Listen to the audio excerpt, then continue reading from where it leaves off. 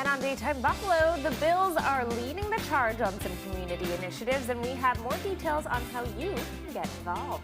And later, Chef Emily stops by with a sample of what's being served up by students at Savor Restaurant. It's all coming up right now on Daytime Buffalo.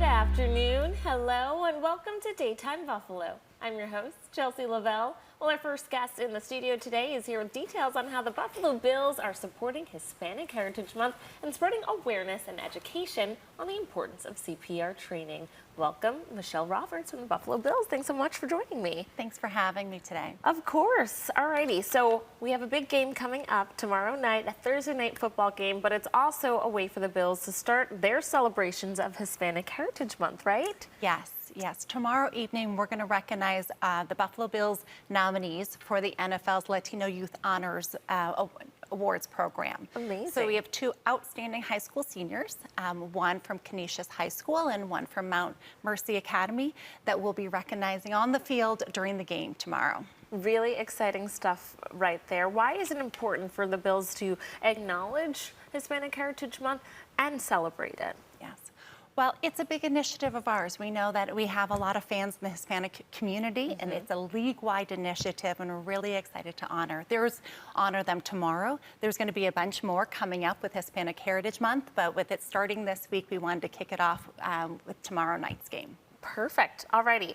After that, we have the Bills Heartbeat game coming up. Tell us what we can expect from that. Yes. In addition to the Hispanic Heritage celebration tomorrow, we are going to celebrate all things Bills Heartbeat related. That is our initiative that really increases awareness and training for CPR training and AED access. So it's really important to our team, especially given what Damar went through and our owner, Kim Pagula.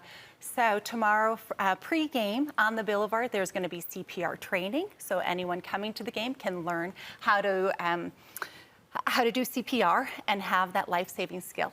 Really important stuff, yeah. Absolutely. In addition, we are going to be recognizing a few different people. On the intro banners, we're going to have CPR trainers. So those within the community that are really teaching everyone that superpower, how to save a life. It is, it is. Let's talk about who else is being honored, Nancy Giambardino's story, and why you're honoring her at this game. Yes, well, Nancy had a cardiac arrest after the Return of the Blue and Red game. So she had attended the practice. Her grandkids learned CPR that day because we had that training available. As she was leaving, she suffered a cardiac arrest.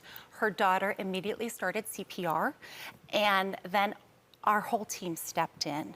We had UBMD doctors, we had EMT, we had guest experience staff and sheriffs all come and help with her save. She is doing great now. She's made a full recovery.